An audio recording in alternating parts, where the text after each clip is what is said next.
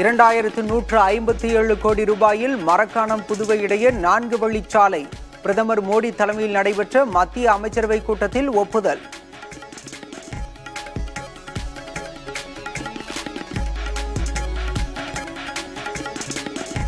India வருமாறு ரஷ்ய அதிபர் புதினுக்கு அழைப்பு விடுத்தார் பிரதமர் மோடி. யுக்ரைன் விவகாரம் தொடர்பாக இரு நாட்டு தலைவர்களும் தொலைபேசியில் கலந்துரையாடல்.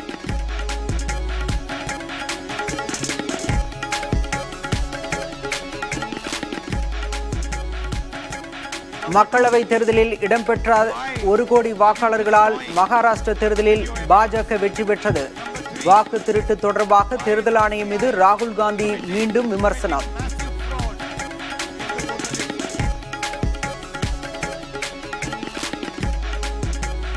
(2018) கமல்நாத் செய்ததை போன்று பழைய நாடகத்தை மீண்டும் அரங்கேற்றுகிறார். ராகுல் காந்தியின் வாக்காளர் பட்டியலில் முறைகேடு குற்றச்சாட்டுக்கு தேர்தல் ஆணையம் பதில்.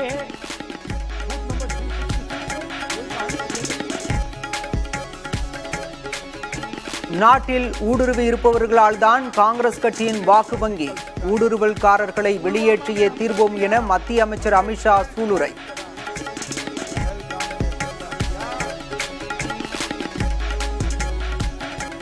தேசிய கல்விக் கொள்கைக்கு மாற்றாக மாநில கல்விக் கொள்கையை வெளியிட்டார் முதல்வர் ஸ்டாலின்.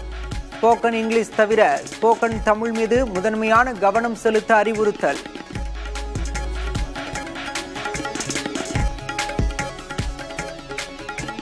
மாநில கல்விக் கொள்கையின் முக்கிய அம்சங்களை பட்டியலிட்டார் முதல்வர் ஸ்டாலின்.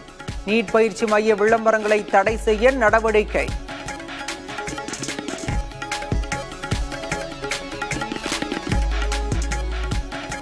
தமிழகத்தில் நடப்பாண்டு முதல் 11ஆம் வகுப்புக்கான பொதுத் தேர்வு முறை ரத்து. 10 மற்றும் 12ஆம் வகுப்புகளுக்கு மட்டுமே பொதுத் தேர்வு நடத்தப்படும் என அமைச்சர் அன்பில் மகேஷ் பேட்டி. முதல் கொண்டு வரப்படும் இந்த கல்வி ஆண்டிலிருந்து இதுலேருந்து அந்த எஸ்சிபிங்கிறது நம்ம நடைமுறை எக்ஸாம் குறைச்சிருக்கோம். எத்தனை லட்சம் மாணவர்கள் இதுல இருந்து எக்ஸாம்ல விளக்க? பொதுவாக உங்களுக்கே தெரியும், 10th 9 லட்சம் குழந்தைங்க எழுதுவாங்க, 11th 8 லட்சம் குழந்தைங்க எழுதுவாங்க. ஸோ அந்த 8 லட்சம் குழந்தைங்களுக்கான வருது. 10th ஒரு பப்ளிக் எக்ஸாம் முடிக்கிறாங்க, 11th அந்த கற்றல் வருது, 12th பப்ளிக் எக்ஸாம் வரும்போது தொடர்ந்து ஒரு 3 வருஷம் தொடர்ந்து குழந்தைங்க ப்ரெஷர்ல வைக்கக்கூடாது.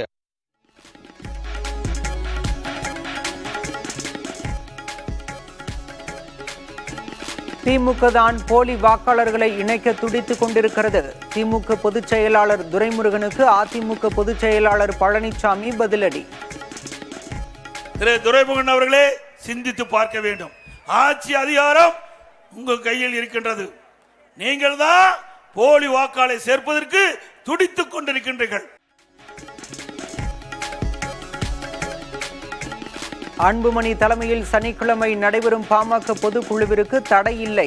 ராமதாஸ் தாக்கல் செய்திருந்த மனுவை தள்ளுபடி செய்து சென்னை உயர்நீதிமன்றம் உத்தரவு.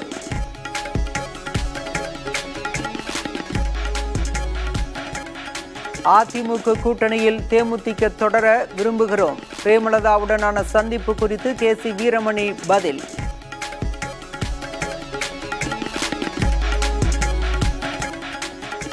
வரலட்சுமி விரதத்தை முன்னிட்டு தமிழக கோயில்களில் சிறப்பு பூஜை. திரளான பெண்கள் கலந்து கொண்டு குத்துவிளக்கு ஏற்றி வழிபாடு.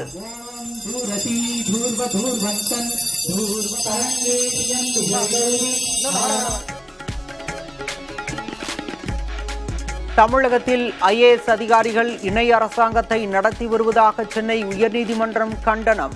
IAS அதிகாரிகள் அல்ல, ஸ்டாலின் தான் அரசை நடத்துகிறார் என தமிழக அரசு விளக்கம்.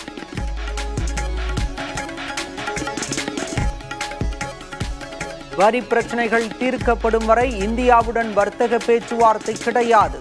அமெரிக்க அதிபர் டொனால்ட் ட்ரம்ப் அதிரடி அறிவிப்பு.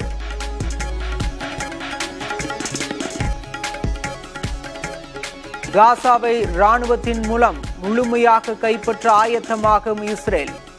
பிரதமர் நெதன்யாகு ஒப்புதல் அளித்ததால் மத்திய கிழக்கில் மீண்டும் பதற்றம்.